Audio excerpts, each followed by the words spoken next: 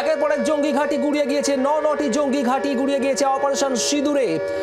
ভারতীয় সেনাদের আক্রমণে একেবারে নির্দিষ্ট লক্ষ্যে পরিকল্পনা করে একেবারে নিখুঁত আক্রমণ, নিখুঁত মিসাইল হানা, আর তাতেই গুড়িয়ে গিয়েছে পাক অধিকৃত কাশ্মীর এবং পাকিস্তানের 9টি জঙ্গি ঘাঁটি গুড়িয়ে গিয়েছে একের পর এক জঙ্গি শিবির। মাসুদ আজাহারের পরিবারও প্রায় ধ্বংস, পরিবারের অধিকাংশ সদস্যের মৃত্যু হয়েছে এখন, এমনই সূত্রের খবর। আমাদের সঙ্গে রয়েছেন দুই অতিথি, অবসরপ্রাপ্ত সেনাকর্তা কর্নেল সৌমিত্র রায় এবং অবসরপ্রাপ্ত সেনাকর্তা কর্নেল বাবুল চন্দ। আপনাদের দুজনকেই স্বাগত। আসবো আপনাদের কাছে, তবে তার আগে জানাবো মাসুদ আজাহারের পরিবার নিশ্চিহ্ন হয়ে গিয়েছে। মাসুদ আজাহারের পরিবার, দেখাবো আপনাদের সেই ছবি। মাসুদ আজাহার, জৈশ-ই মোহাম্মদের প্রতিষ্ঠাতা মাসুদ আজাহার, তার গোটা পরিবার খতম, এমনটাই সূত্রের খবর। অপারেশন সিঁদুরেই মাসুদ আজাহারের ঘাঁটি ভাওয়ালপুর, পাকিস্তানের সেই ছবি আপনারা দেখছেন, পাকিস্তানের ভাওয়ালপুরের সেই ছবি তছনছ হয়ে গিয়েছে, গুড়িয়ে গিয়েছে অপারেশন সিঁদুরের মিসাইল হানা। একেবারে নির্দিষ্ট লক্ষ্যে সুপরিকল্পিত নিখুঁত মিসাইল হানা, আর তাতেই তছনছ হয়ে গিয়েছে এইভাবেই ভাওয়ালপুর পাকিস্তানে মাসুদ আজাহারের এই ঘাঁটি একেবারে তছনছ হয়ে গিয়েছে। এবং শুধু তাই নয়, মাসুদ আজাহারের গোটা পরিবার ধ্বংস হয়ে গিয়েছে, প্রায় গোটা পরিবার খতম গতকাল মধ্যরাতের এই অপারেশন সিঁদুরে। একেবারে শুভদীপ, সেই ছবি আমরা দেখতে পাচ্ছি। সকাল থেকেই ভারতের অপারেশন সিঁদুরে একের পর এক ছবি সামনে আসছে এবং এই মুহূর্তে আপনারা দেখছেন মাসুদ আজাহারের ঘাঁটি ভাওয়ালপুর পাকিস্তানের এই ছবি, যেখানে গোটা পরিবার, এই জঙ্গির প্রায় গোটা পরিবার খতম হয়ে গেছে বলে খবর। 14 জন সদস্য নিহত হয়েছে। আমরা এই বিষয়ে প্রতিক্রিয়া নিয়ে নেব, কথা বলবো, আমাদের সঙ্গে অতিথিরা রয়েছেন।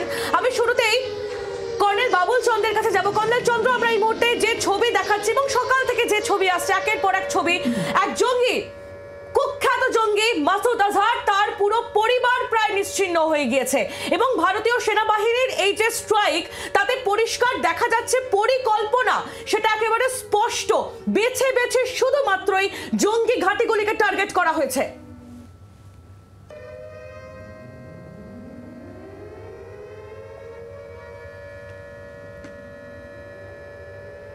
না, অডিও আসছে না, লাস্ট পার্ট অডিও কোনো সমস্যা হচ্ছে, আমরা আসবো কর্নেল চন্দ্রের কাছে। তার আগে আপনাদের জানিয়ে রাখি, একেবারে নিখুঁত আক্রমণ, নিখুঁত হামলা, আর এই হামলাতে এই ধ্বংস 9টি জঙ্গি ঘাঁটি। কর্নেল সৌমিত্র রায়, অবসরপ্রাপ্ত সেনাকর্তা, তিনিও রয়েছেন আমাদের সঙ্গে। কর্নেল রায়, আপনার কাছে জানতে চাইবো, কতটা নিখুঁত, কতটা পরিকল্পিত এই আক্রমণ হতে পারে? একেবারে নির্দিষ্ট লক্ষ্যে নিখুঁত হানা, একের পর এক জঙ্গি ঘাঁটি ধ্বংস, কি মনে হচ্ছে, কি বলবেন?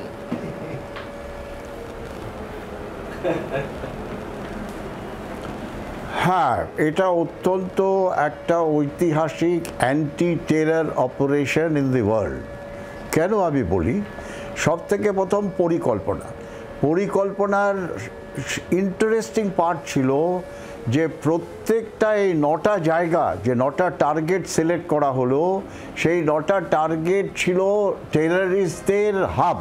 তার মানে টেররিস্টদের জন্ম সেখান থেকে হতো, টেররিস্টদের ব্রট আপ সেখানে করা হতো, তাদের ব্রেন ওয়াশ সেখানে করা হতো, তাদের আর্ম সেখানে দেওয়া হতো, তাদের ট্রেনিং সেখানে দেওয়া হতো, তাদের সেখান থেকে টার্গেট দেওয়া হতো যে JNK-র ভেতর বা ভারতবর্ষের যে কোনো জায়গায় গিয়ে তোমরা এই ধরনের টার্গেটকে হিট করো। আরেকটা শুধু আমি এর মধ্যে অ্যাড করতে চাই, এই স্ট্রাইকটা শুধু আমাদের পহেলগাম স্ট্রাইকের বিরুদ্ধেই হলো না, গত 2 বছর ধরে জম্মু অ্যান্ড কাশ্মীরে যত টেররিস্ট স্ট্রাইক হয়েছে, এই 9টা ঘাঁটির থেকে সেই টেররিস্টরা জম্মু কাশ্মীরের মধ্যে ঢুকে স্ট্রাইক করেছিল। তার মানে গত 2 বছরের থেকে আরম্ভ করে এই পহেলগাম পর্যন্ত যত টেররিস্ট স্ট্রাইক হয়েছে, সেগুলোকে আমরা ডিস্ট্রয় করলাম। এবারে আসি যে selection of weapon, selection of the method, execution, কীভাবে এই এক্সিকিউশন হলো, অত্যন্ত ইন্টারেস্টিং ব্যাপার। আমরা এটা একটা জয়েন্ট অপারেশন করলাম উইথ এয়ারফোর্স অ্যান্ড আর্মি, নেভিকে কিন্তু এর মধ্যে আমরা দেখলাম যে একেবারে জয়েন্ট অপারেশনে এই নিখুঁতের সাফল্য। আপনি আমাদের সঙ্গে থাকুন, আমি কর্নেল চন্দ্রর কাছে আরো একবার চলে যাব। কর্নেল চন্দ্র, যেমনটা কর্নেল রায়ও বলছিলেন যে একেবারে জয়েন্ট এই অপারেশন এবং নিখুঁত পরিকল্পনা, যাতে শুধুমাত্র জঙ্গি ঘাঁটিগুলোই গুড়িয়েছে, কোনো সাধারণ পাক নাগরিক তাদের কোনো ক্ষতি হয়নি। হ্যাঁ, এটা একটা অ্যাচিভমেন্ট আমি বলবো আমাদের ইন্ডিয়ার, যে আমরা টার্গেট সিলেকশন আর আমরা বর্ডার ক্রস করে যাইনি বা এলওসি ক্রস করে যাইনি, যা হয়েছে আমাদের এদিক থেকে হয়েছে। এই যে একটা অ্যাকশন, এটা আমরা পুরো ওয়ার্ল্ডকে বলতে চাই যে আমরা খালি জঙ্গি ঘাঁটিকেই টার্গেট করেছি, কোনো মিলিটারি এস্টাবলিশমেন্টকে করিনি বা যেখানে সিভিলিয়ান পপুলেশন আছে তাদেরও করিনি। এটা ভেরি স্পেসিফিক স্ট্রাইক হয়েছে। সো এটা একটা গ্রেট অ্যাচিভমেন্ট আর একটা মেসেজ যে আমরা কোনো সিভিলিয়ানকে কিছু করতে চাই না। আমাদের এইম হলো এই মিলিটেন্সিকে শেষ করা, সেইটাই আমরা এটাতে অ্যাচিভ করেছি। একেবারে কর্নেল চন্দ্র, আপনি আমাদের সঙ্গে থাকুন। শুভদীপ, আমাদের সঙ্গে নিরাপত্তা বিশেষজ্ঞ আর্য ঘোষ রয়েছেন। একেবারে আমি আর্যবাবুর কাছে এই বিষয়টা একটু জানতে চাইবো যে প্রিসিশন স্ট্রাইক, এই যে স্কাল্প ক্রুজ মিসাইল বা হ্যামার স্মার্ট বোম এগুলোর ব্যবহার এবং একদম নির্ভুল লক্ষ্যে গিয়ে এগুলো আঘাত হানলো ভারতীয় আকাশসীমা থেকেই, কি বলবেন? দেখুন, রাফালকে আনার উদ্দেশ্যটাই হচ্ছে যে আমরা ঠিক করেছিলাম যে এটা আমরা আমাদের এলওসি ক্রস না করি, বিকজ ফার্স্ট অফ অল আমি তো এটা এগ্রি করি না যে এলওসি কেন ক্রস করব না, কিন্তু এলওসি ক্রস না করেই বা আইবি ক্রস না করেই রাফাল কিন্তু একদম আপনার এই আঘাতগুলো হানতে পারে। এই জন্যই রাফালকে আনা। এবং এই মুহূর্তে আপনাদেরকে একটা বলতে পারি যে আখনুরে প্রবাবলি একটা JF-17 কিংবা F-16 এর ডেব্রিজ পড়ে আছে। তো সেটার আগুন নেভানোর চেষ্টা চলছে, সেটা ঢোকার চেষ্টা করেছিল। যাই হোক, কোনো কনফার্মেশন পাওয়া যাচ্ছে না ওটা কাদের বা কি। তো প্রবাবলি পাকিস্তানের মিসাইল ভেঞ্চার হয়েছিল এবং তার যোগ্য জবাব দেওয়া হয়েছে। এবং তার সঙ্গে আমি একটা জিনিস বিনয়ের সঙ্গে একটু আমার ডিসএগ্রিমেন্ট আছে, যে প্রিসিশন স্ট্রাইক তো ডেফিনেটলি হয়েছে, কিন্তু এখানে মাস্টার মাইন্ড হচ্ছে পাকিস্তান আর্মি। এই মিলিটেন্সি জন্ম দিয়েছে পাকিস্তান আর্মি। তো আমাদের প্রাইমারি টার্গেট কিন্তু পাকিস্তান আর্মি এস্টাবলিশমেন্ট এবং মিলিটেন্সি না, টেররিস্ট, তাদের দুজন হচ্ছে আমাদের প্রাইমারি টার্গেট।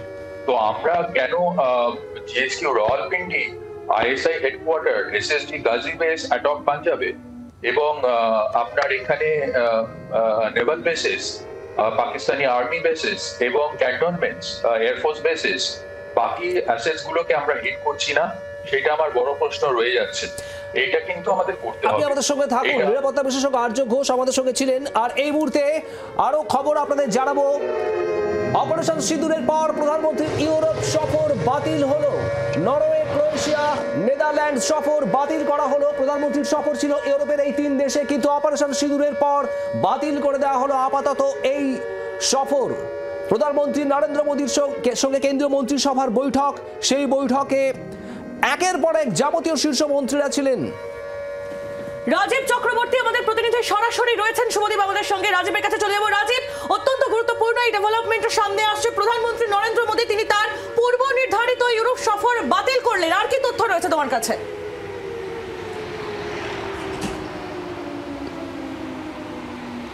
দেখো, একেবারেই প্রত্যাশিত প্রধানমন্ত্রী নরেন্দ্র মোদী এই সময় অর্থাৎ এই মুহূর্তে তিনি বিদেশ সফরে যাবেন সেটি কাম্য নয়। তার কারণ এই মুহূর্তে যে পরিস্থিতি রয়েছে, যেভাবে পাকিস্তানকে জবাব দেওয়া গিয়েছে, যেভাবে মাসুদ আজহারের পরিবারের 14 জন একেবারে সদস্যকে খতম করে দেওয়া হয়েছে, সেই মাসুদ আজহার যে কিনা একেবারে কান্দাহার বিমান অপহরণের সঙ্গে তার নাম জড়িয়েছিল, সেই মাসুদ আজহার যে কিনা পাকিস্তানে বসে ভারতের বিরুদ্ধে চক্রান্ত কষেছিল, তার যে একেবারে বড়সড় আস্তানা, ঘাঁটি, আঁতুর ঘর, সেটিকে ধ্বংস করে দেওয়ার পর পাকিস্তান চুপ করে বসে থাকবে না, তারাও চেষ্টা চালাবে। এক্ষেত্রে ভারতের প্রধানমন্ত্রী হিসেবে বিদেশ সফর, ইউরোপ সফর, তার 3টি দেশ 5 দিনের প্রায় সফর ছিল, সেই সফর তিনি বাতিল করেছেন। এবং শুধু তাই নয়, এই যে অপারেশন যে সিঁদুর, সেই অপারেশন সিঁদুরটিকে কিন্তু একেবারে শুরু থেকে শেষ পর্যন্ত মনিটর করেছেন প্রধানমন্ত্রী নরেন্দ্র মোদী সারা রাত জেগে। এবং আজ সকাল থেকে একের পর এক বৈঠক করেছেন। কেন্দ্রীয় মন্ত্রিসভার বৈঠক শুরু হওয়ার আগে তিনি জাতীয় নিরাপত্তা উপদেষ্টা অজিত দোভালের সঙ্গে বারংবার বৈঠক করেছেন। জাতীয় নিরাপত্তা উপদেষ্টার সঙ্গে বৈঠক করার পর ক্যাবিনেট কমিটি অন সিকিউরিটির বৈঠক হয়েছে, ক্যাবিনেট কমিটি অন ইকোনমিক্সের ইকোনমির বৈঠক হয়েছে। অর্থাৎ একের পর এক বৈঠক করার পর প্রধানমন্ত্রী নরেন্দ্র মোদী ঠিক করেছেন তিনি বিদেশ সফর করবেন না, অর্থাৎ ভারতেই থাকবেন। তার কারণ এই মুহূর্তের পরিস্থিতি যা রয়েছে, এই মুহূর্তে যা পরিস্থিতি রয়েছে তাতে তিনি ইউরোপ সফর যাচ্ছেন না, তিনি সেই সফর বাতিল করেছেন। এই ডেভেলপমেন্ট এই মুহূর্তে পাওয়া যাচ্ছে। রাজীব, তুমি আমাদের সঙ্গে থাকো। এই মুহূর্তে আরো একটি গুরুত্বপূর্ণ খবর আপনাদের দিই। শ্রীনগর বিমানবন্দরের নিয়ন্ত্রণ নিল ভারতীয় বায়ুসেনা। শ্রীনগর থেকে সব অসামরিক বিমান চলাচল বন্ধ করে দেওয়া হয়েছে। এই মুহূর্তের অত্যন্ত গুরুত্বপূর্ণ খবর আপনাদের জানাচ্ছি। শ্রীনগর বিমানবন্দরের নিয়ন্ত্রণ নিল ভারতীয় বায়ুসেনা। শ্রীনগর বিমানবন্দর ব্যবহার করবে বায়ুসেনা, কোনো অসামরিক বিমান চলাচল করবে না। অমৃতসর আন্তর্জাতিক বিমানবন্দরও বন্ধ। শ্রীনগর এবং অমৃতসরের পর এবার বন্ধ করা হয়েছে চণ্ডীগড়, ভুজ, জম্মু, লেহ, জামনগর সহ 9টি বিমানবন্দর। 10ই মে পর্যন্ত এই সিদ্ধান্ত কার্যকর থাকবে বলে খবর পাওয়া যাচ্ছে। তার মানে আইনি সব রকমের প্রস্তুতি নিয়ে রাখা হচ্ছে, যে কোনো রকম যদি পাকিস্তান অর্থাৎ সীমান্তের ওপার থেকে উত্তর আসে তার জবাব যাতে দেওয়া যায় সঠিকভাবে। শ্রীনগর বিমানবন্দর ব্যবহার করবে বায়ুসেনা, অসামরিক বিমান এই মুহূর্তে চলবে না শ্রীনগর বিমানবন্দর থেকে, এবং একই সঙ্গে একাধিক বিমানবন্দর বন্ধ করে দেওয়ার সিদ্ধান্ত নেওয়া হয়েছে। আর এই নিয়ে কথা বলবো, আমাদের সঙ্গে রয়েছেন প্রাক্তন অবসরপ্রাপ্ত সেনাকর্তা কর্নেল সৌমিত্র রায়। কর্নেল রায়, একাধিক বিমানবন্দর, অন্তত 10টি বিমানবন্দর আপাতত বন্ধ রাখার সিদ্ধান্ত নেওয়া হচ্ছে, ঠিক কি কারণে? তাহলে কি ওদিক থেকে অর্থাৎ পাকিস্তানের দিক থেকে কোনো আক্রমণ আসতে পারে, এরকম একটা সম্ভাবনাও থাকছে?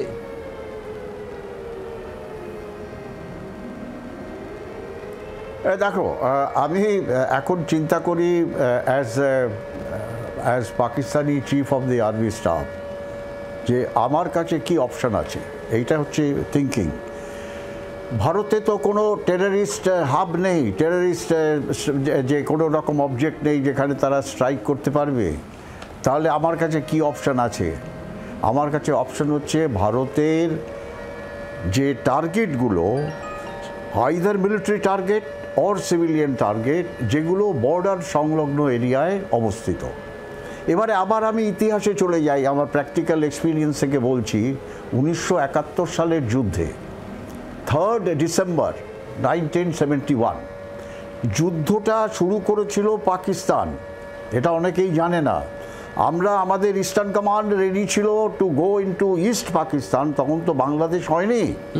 আর তখন পাকিস্তান এয়ারফোর্স কিন্তু অত্যন্ত আধুনিক এয়ারফোর্স ছিল 1971-এ। তারা একসঙ্গে 8টা থেকে 9টা এয়ারপোর্টে স্ট্রাইক করেছিল, যার মধ্যে ছিল জম্মু, অমৃতসর, হালওয়ারা, ভুজ। এই যে এয়ারপোর্টগুলো হচ্ছে পাকিস্তান সংলগ্ন, মানে ইন্টারন্যাশনাল বর্ডার আর লাইন অফ অ্যাকচুয়াল কন্ট্রোলের খুব কাছে। এবারে আমরা যেরকম করলাম যে ইন্টারন্যাশনাল বর্ডার পার না করে, লাইন অফ কন্ট্রোল পার না করে আমরা টার্গেটকে হিট করলাম রাইট আপ টু 100 কিলোমিটার, যেটা ভাওয়ালপুর। আর বাকি টার্গেটগুলো 30 কিলোমিটার, 20 কিলো, 15 কিলোমিটার, 10 কিলোমিটার এর কাছে ডিস্টেন্সের মধ্যে আছে। এবারে আসিম মুনির সে যদি বলে যে আমি ভারতের পলিসি নেব, আমি লাইন অফ অ্যাকচুয়াল কন্ট্রোল বা ইন্টারন্যাশনাল বর্ডার ক্রস করব না, আমি আমাদের বর্ডারের মধ্যে দিয়ে ফ্লাই করে স্ট্যান্ড আপ পজিশন থেকে মিসাইল ফায়ার করব। তাহলে কোথায় ফায়ার করব? হয় এই এয়ারপোর্টগুলো বা কোনো মিলিটারি ইনস্টলেশন। কিন্তু ব্যাপারটা বোঝা উচিত, ও বোঝে খুব ভালো করে, যে এটা আমরা যে স্ট্রাইকটা করলাম, আমরা চাইনি কোনো এসকালেশন, আমরা চাই ডি-এসকালেশন। আমরা আমাদের অবজেক্টিভ অ্যাচিভ করে উই উইল গেট ব্যাক। কিন্তু পাকিস্তান যদি এখন, আসিম মুনির যদি এখন স্ট্রাইক করে ওয়ান অফ দিস এয়ারপোর্ট বা মিলিটারি টার্গেট, তার মানে ও এসকালেট করে দিচ্ছে, একটা কনভেনশনাল যুদ্ধের মধ্যে আমরা চলে যাব। শুধু তাই না, আমাদের যে missile defence system, air defence system including S-400 is a very sophisticated anti missile system আমাদের দেশের মধ্যে আছে। তার মানে পাকিস্তান থেকে যদি কোনো এয়ারক্রাফট বা কোনো মিসাইল তারা লঞ্চ করে, S-400 সিস্টেম 400 কিলোমিটার দূরেই সেই মিসাইলকে আকাশের মধ্যে ধ্বংস করে দেওয়ার ক্ষমতা রাখে।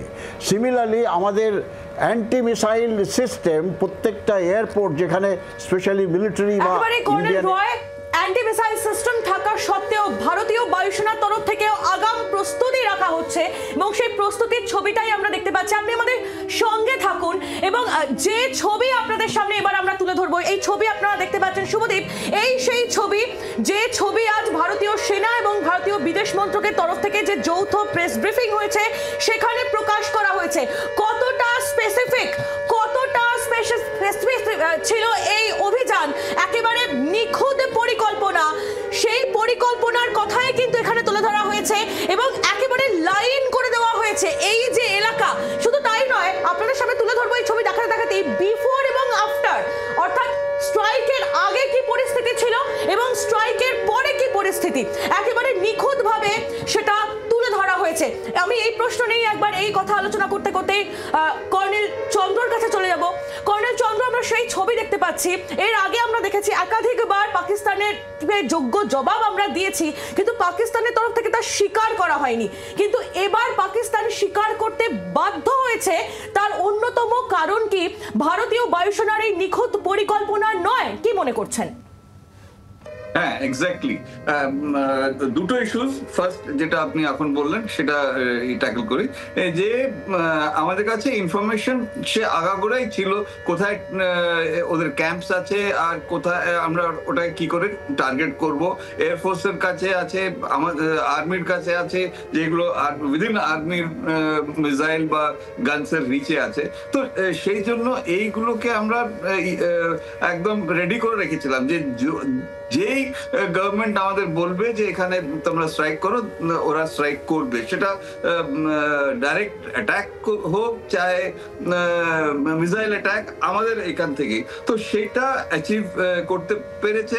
আর এক্স্যাক্টলি যে প্রি স্ট্রাইকের যে কি সিনারিও ছিল আর স্ট্রাইক করার পরে আমি দেখছিলাম যে স্ট্রাইক 1, স্ট্রাইক 2, স্ট্রাইক 3, স্ট্রাইক 4, মানে পুরো একটা একটা করে ওরা ফ্রেমস কালেক্ট করেছে।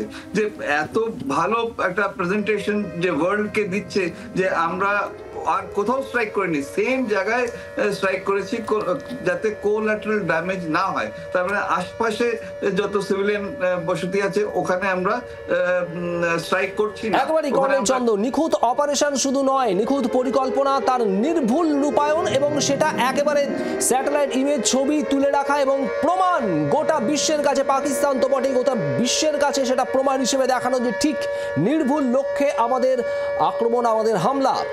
আর এখানে একটু কথা বলবো, নিরাপত্তা বিশেষজ্ঞ আর্য ঘোষ আমাদের সঙ্গে রয়েছেন। আর্যবাবু, এই অপারেশন সিঁদুর একের পর এক জঙ্গি ঘাঁটি গুড়িয়ে যাওয়া, যে সূত্রের খবর আমরা পাচ্ছি অন্তত 100 জঙ্গি নিকেশ, কিন্তু এরপর কি হতে পারে আগামী কয়েকদিনে, কি মনে হয়? এটাই আপনাদেরকে আমি বলতে চাইছি। দেখুন, আমি অনেক আগে থেকে আপনাদেরকে এই সিম্পল স্ট্র্যাটেজিটা গভর্নমেন্ট অফ ইন্ডিয়ার আমি বলেছি একাধিকবার, শুধু আপনাদের চ্যানেলে না, বিভিন্ন চ্যানেলে, যে এইখানে আমাদের স্ট্র্যাটেজি হচ্ছে পাকিস্তানের উপর ডিপেন্ড করবে তারা এসকালেট করবে কিনা। তো we have left the space open. এইটা এখন পাকিস্তানের উপর ডিপেন্ড করবে, আসিম মুনির উপর ডিপেন্ড করবে যে সে এসকালেট করবে কিনা। কিন্তু তার সঙ্গে আরেকটা কথা বলি, এখানে রাডার জামার সম্বন্ধে একটুখানি বিভ্রান্তিকর তথ্য আমি পেয়েছি। তো আমি আপনাদেরকে পরিষ্কার করে দিতে চাই, আমরা রাডার জামারটা ইউজ করেছি এই জন্যই যে পাকিস্তানের রাডারকে জ্যাম করার জন্য, ওদের এয়ারক্রাফটের রাডার জ্যাম করার জন্য নয়। এটা আমরা করেছি বলেই পাকিস্তান কিন্তু আপনারা দেখেছেন যে বাহালপুরের একটা ছেলে বলছে, একটা লোক বলছে যে আমরা এজেন্সিরা কি করে খবর পেল না, 4টে মিসাইল পড়লো বাহালপুরে। তো সেইটা আমরা রাডারটা ওদের জ্যাম করে দিতে পেরেছিলাম বলেই ওরা কিন্তু বুঝতে পারেনি এই ব্যাপারটা, মুভমেন্টটা। আর কিন্তু আমি আর একটা জিনিস এখানটা বলতে চাই যে এখানে তাহলে আমাদের গভর্নমেন্ট অফ ইন্ডিয়ার কিন্তু এই রিজলভ থাকতে হবে যে এসকালেশন হবে, এবং পাকিস্তান যেটা বলেছে ওরা ডেফিনেটলি হার্ড রিটেলিয়েশনের দিকেও যেতে পারে এবং সম্ভবত যাবে আজকে দুপুর থেকে, সম্ভবত যেতে পারে রিটেলিয়েশনের দিকে পাকিস্তান। সেক্ষেত্রে কি হতে পারে আমাদের নজর তো অবশ্যই থাকবে। আপনাকে আপাতত ধন্যবাদ। বাংলার আওয়াজ, বাঙালির আবেগ, জি 24 ঘন্টা।